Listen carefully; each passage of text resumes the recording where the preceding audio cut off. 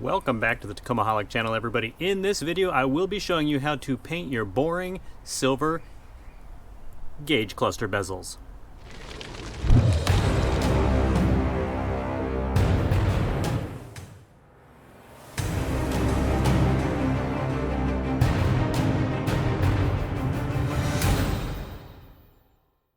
Oh man, it is a beautiful day here in Northern Virginia today, and I hope it's nice in your neck of the woods and you can enjoy it with your friends and family. As long as they maintain a distance of at least 6 feet. I really should have planned this out better because now I have to take this thing out again to get to these rings right here because of this tiny little bracket right here. Now the hardest part about painting for this particular project is actually getting to this bad boy. Obviously you can't just paint it while it's in the truck, but don't worry. Your boys got you covered. I recently uploaded a video, which I will link to right above. Check out that tab showing you how to get from the factory dash assembly to this part where everything is disassembled. Now in that video, I did have a bracket for my 2T-PAM which blocked the top corner of this top piece with the gauge clusters. So in that specific video, I left it on, but the only additional steps you need to do to actually remove this piece right here is once you get this loose, you do have to, of course, disconnect your dimmer switch and the 3 plugs that are right here. Even if you have blank slots, they're probably still plugged in, so just be aware of that. It is sort of a pain to get to this point, and with your steering wheel lowered, you'll have to just sort of shimmy it and shake it and pull the whole piece out to the driver's side. It's a pain, but don't worry, a little patience. Just be mindful not to scratch anything. You'll be alright. And by the way, be especially careful around the plastic for your actual gauge panels. If you did not know, this plastic will scratch if you just look at it funny, so be careful with this plastic. I probably just scratched it right there. And when you get to this point where the entire assembly is free, you're probably starting to get worried that you're going to have to take some blue tape and tape off with extreme surgical precision all of these rings. That's the best part. Because you don't have to.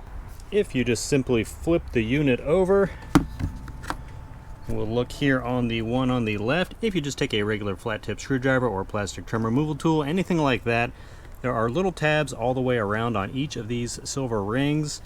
Just pop one free and sort of give it a push so you can hold it from the other side and then work your way around. Obviously be careful. These are small tabs, easy to break.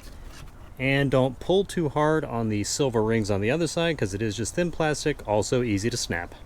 And after popping these off, I will say the middle one comes off the easiest compared to the side two. The tabs just pop free a lot looser for some reason, but I would recommend starting with the side two first to get those off, just so it's easier to access the middle panel.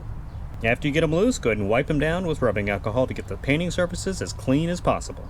And now that these are all nice and clean, ready to get painted, I'm going to hit them with 2 coats of this self-etching primer. I use this stuff on all my painting projects. Fantastic stuff. First coat nice and light, second coat a little heavier. That should be plenty since this is of course an interior application.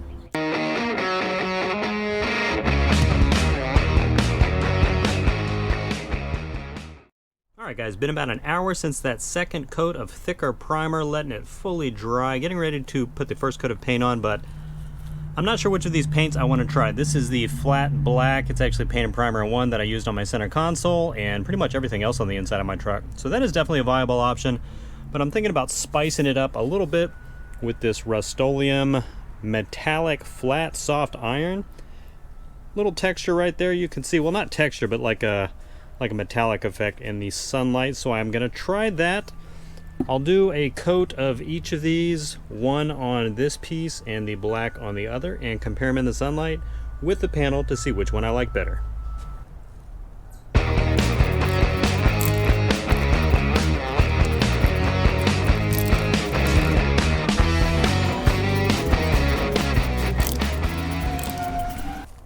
And here are both after just one sort of heavier coat. This is the flat black, this is that metallic flat iron, I think it was called. In the sunlight, they look pretty similar. This one has a lot more of the metallic sheen to it. I think I'm going to stick with the flat black, just because I feel like this one, I expected it to be a lot darker, first of all. So if it was a little darker, I might go with that because I do like that sort of shine to it, but not sure if that's going to pair well with like the matte black of the console gauge unit. So time to hit everything again with another coat of the flat black. And with all 3 of the gauge pieces painted and giving them some time to off-gas so they don't kill your remaining brain cells when you install this back in your truck, it is just a simple matter to slap them back on from the front into the gauge cluster. I'm going to start with the middle and then do both the other sides.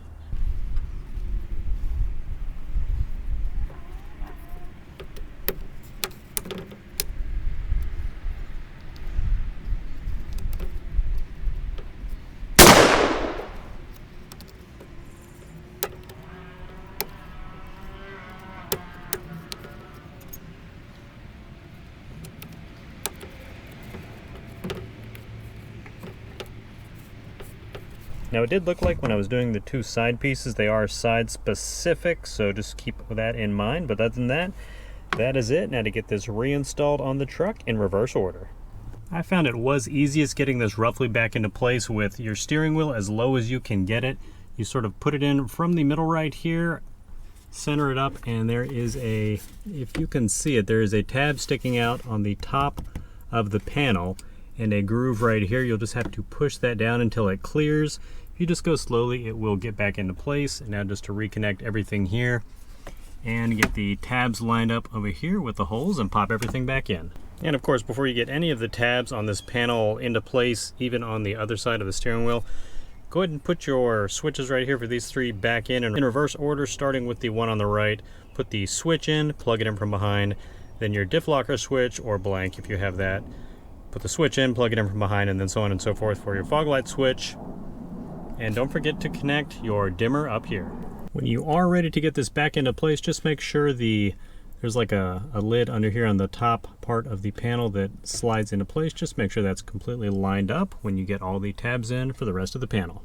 Boom, and that is the finished product when you get everything buttoned up. Now I am leaving this open because I'm going to do another mod, and I hate to reinstall all this stuff for a 3rd time in about a week's time, so leaving this open for now. But that is what it looks like. Definitely it's actually less subtle than I expected. I really like the way it looks, especially with my new wheel and the other black accents. Of course, the center console, which is not even installed right now, but really like the way this looks. Comment below what you guys think of it, and if you plan on doing this yourself, what color you would go with.